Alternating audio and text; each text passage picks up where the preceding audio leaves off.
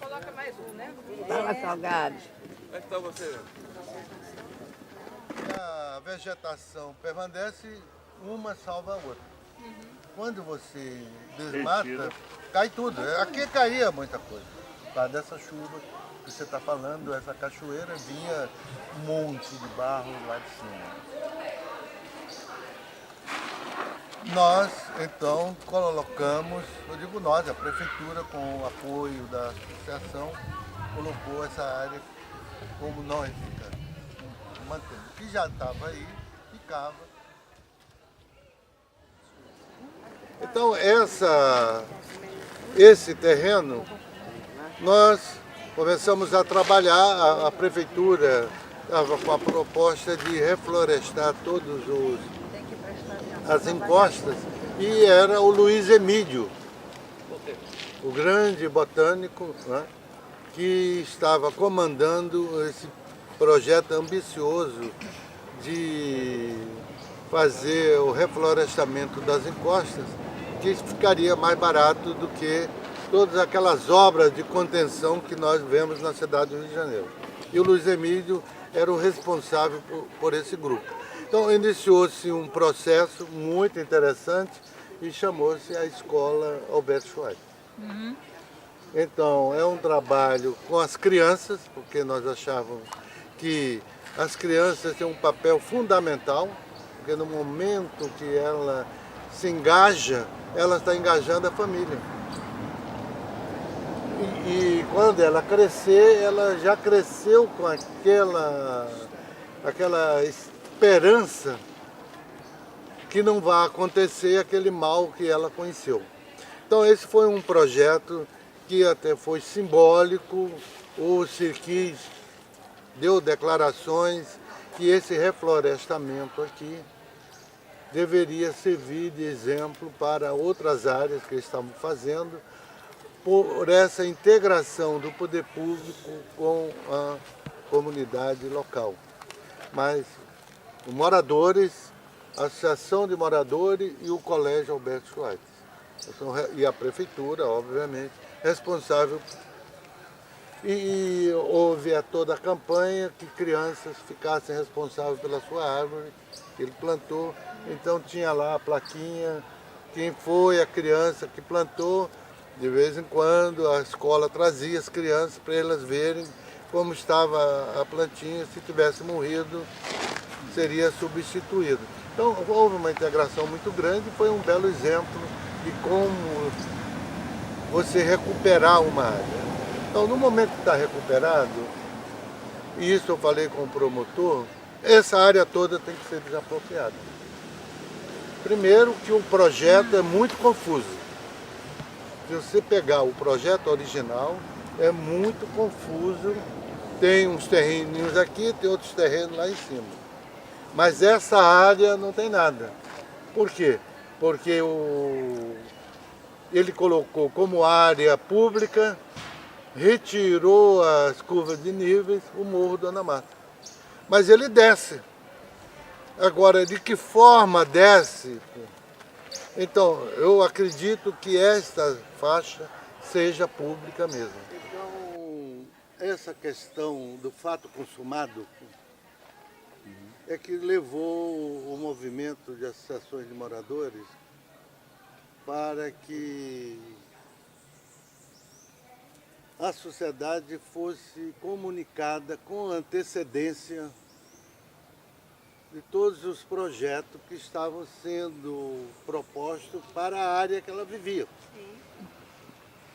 E aí entrou o direito de informação, vários artigos que foram levados, e eu que defendi lá na Câmara de Vereadores, pela Associação de Laranjeiras, que conseguiu o número suficiente no abaixo-assinado para apresentar a proposta de lei, né, na Câmara de Vereadores.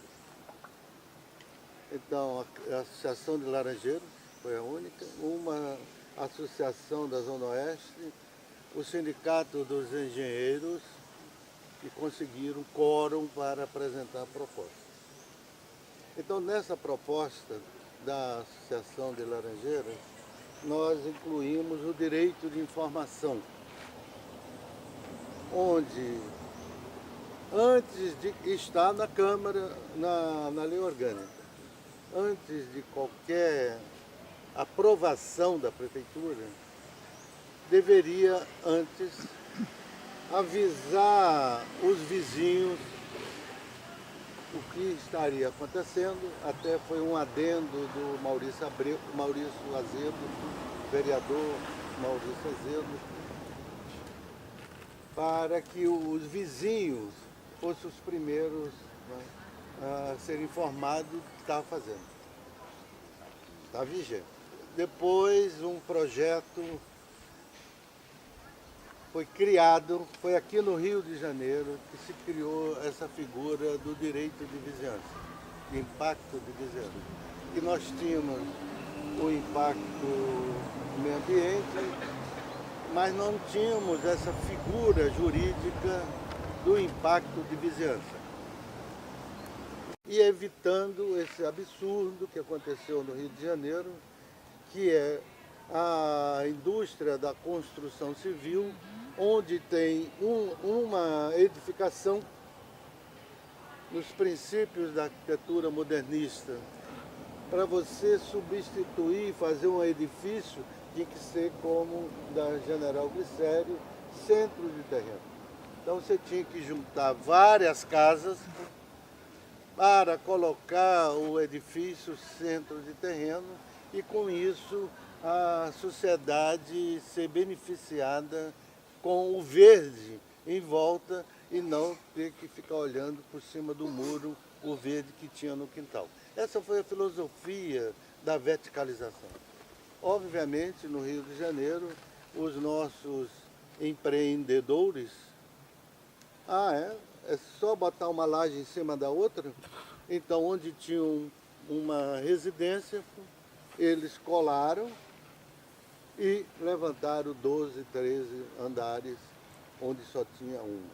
Além disso, nós batalhávamos para acabar com essa história do embasamento, que foi outro absurdo que não consegue se tirar. A indústria da construção civil disse que precisava de um incentivo, porque ele não queria contar na área de construção do edifício dele as garagens. Então, a Prefeitura do Rio de Janeiro cometeu um crime estético, ambiental na cidade do Rio de Janeiro. A Câmara e a Prefeitura aprovaram que você pode colocar até 10 metros de altura, garagem, a entrada do prédio e o pilotis em cima. E tem a cara de pau, porque você ocupa o terreno todo, deixa uma faixa muito pequena para ventilação de garagem, que é o mínimo de área que se exige, e bota um jardinzinho em cima e o prédio no centro da laje e diz que é centro de terreno e ganha mais privilégio de mais pavimentos porque é centro de terreno. Governo Marcelo Alencar,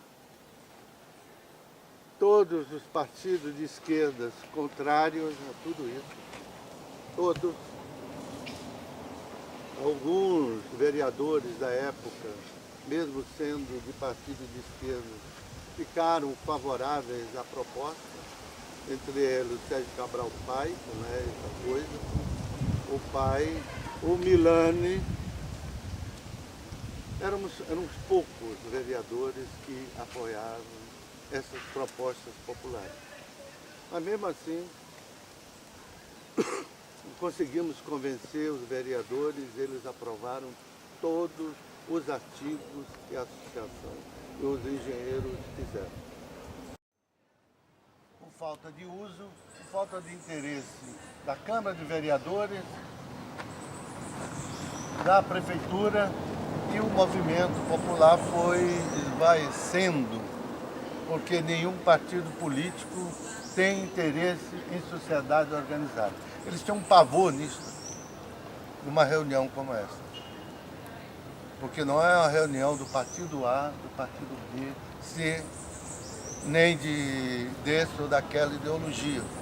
É uma reunião de pessoas que vivem uma realidade e que sonha em melhorar e preservar o que tem de qualidade no ambiente que vive. Essa legislação está na lei orgânica. Então, havendo uma Câmara de Vereadores que queira reativar tudo isso, pode ser aplicado. De vez em quando teve a Pax, eles recorreram a essa legislação dos 12 metros. Porque é a coisa mais democrática. A coisa mais democrática e que preserva o patrimônio. Nós estamos vivendo uma administração de ações pontuais, que vem desde o primeiro governo do César Maia, secretário de Urbanismo Luiz Paulo Conde, que vem esta visão, que planejamento, você fazer planos diretores, você estudar o bairro como um todo, que isso só faz atrasar. E quando vem a proposta, já passou tanto tempo que já mudou a realidade. Com coisa que um supercomputador hoje não pode explicar. E não se justifica na cidade do Rio de Janeiro. Você abre, começa uma transe, não sei o quê, aí cai num loteamento, num condomínio, cai no meio de uma favela. Como? Não sabia que ali tinha? É só para pegar o Google e ver o que é que tinha na frente. Mas isso não interessa. Não interessa por quê? Porque queriam passar na favela. Óbvio. Para justificar a retirada da favela. Então,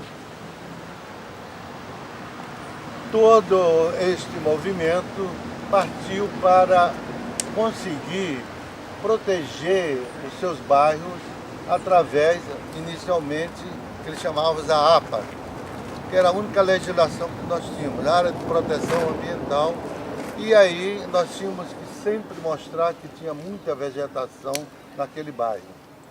Tinha um rio passando, tinha alguma coisa que pudéssemos usar a legislação ambiental para conseguirmos preservar as construções, etc. Então o bairro do Cosme Velho, a Associação do Cosme Velho, foi a primeira nessa região a fazer a APA, que é a mesma coisa que a PAC, aqui da nossa região, da Zona Sul. E eles incluíram até a Rua General Glicério. Então, esta mata aqui foi incluída no projeto do Cosme Velho. Nós incluímos esta região aqui como área não edificante, que foi um decreto do Negrão de Lima quando aconteceu a tragédia. Eu posso te ligar, te ligo amanhã, sei lá. Tá. Que aí você me passa. Mas a gente até que tá, e-mail. porque a gente